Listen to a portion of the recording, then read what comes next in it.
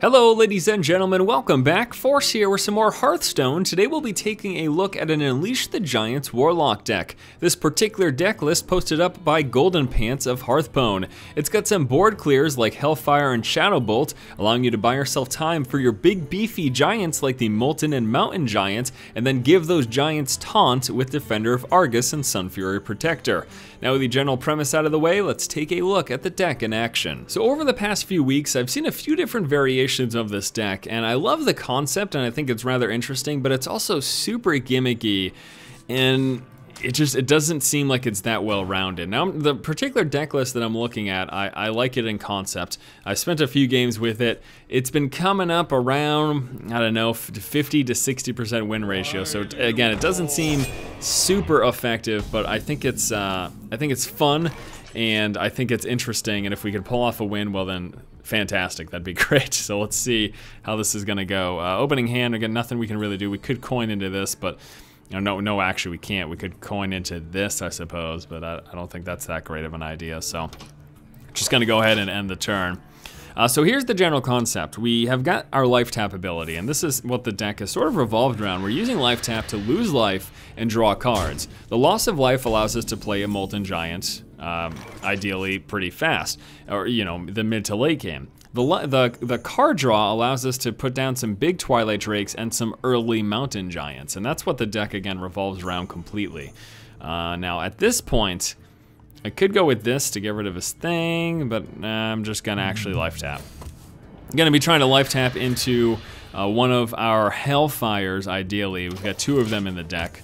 We also want to make sure we don't fill up our hand, because it can very well happen in this game. So we're gonna want to be dropping some cards at some point.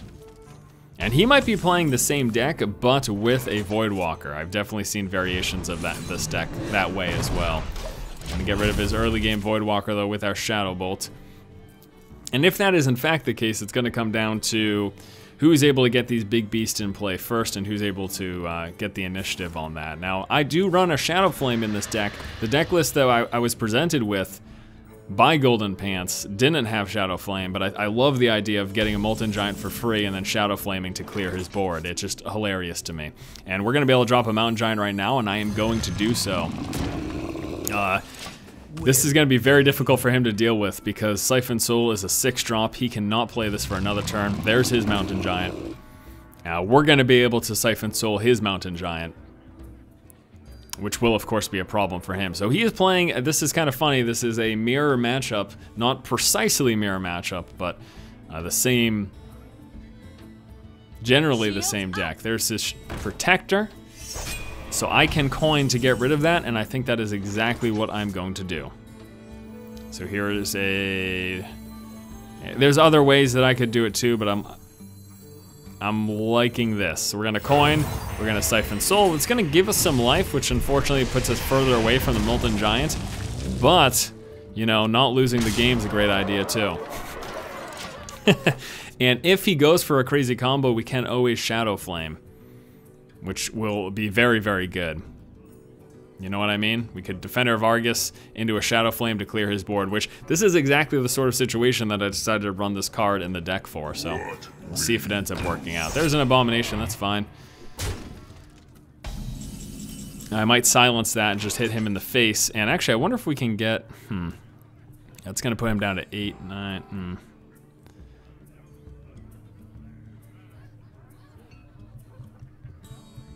think about this actually. Yeah, we're gonna try something here. So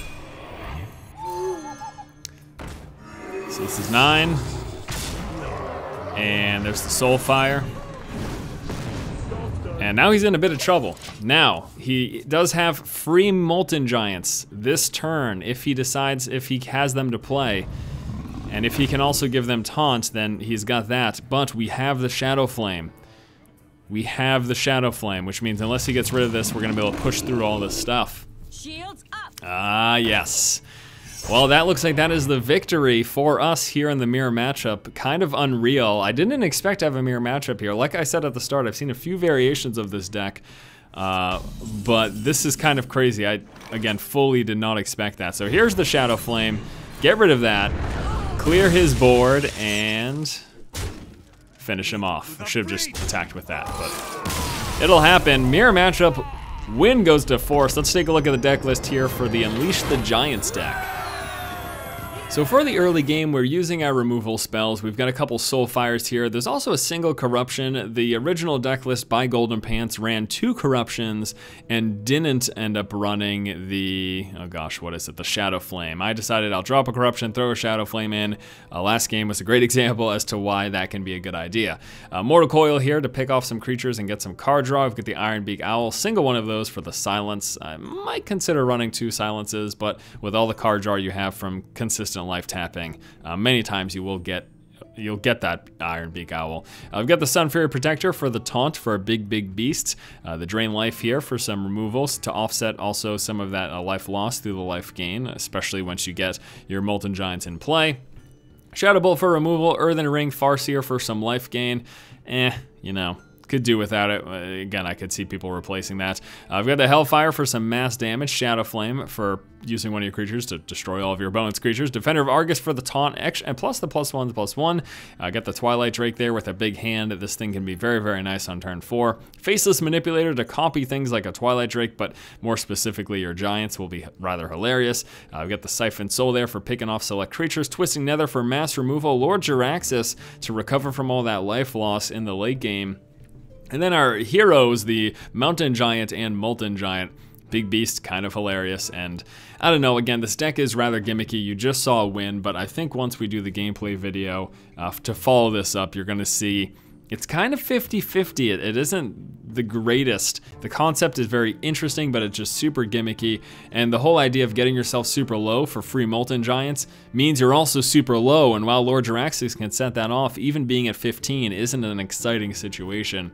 So yeah, anyways, this is the Unleash the Giants deck posted up by Golden Pants of Hearthstone.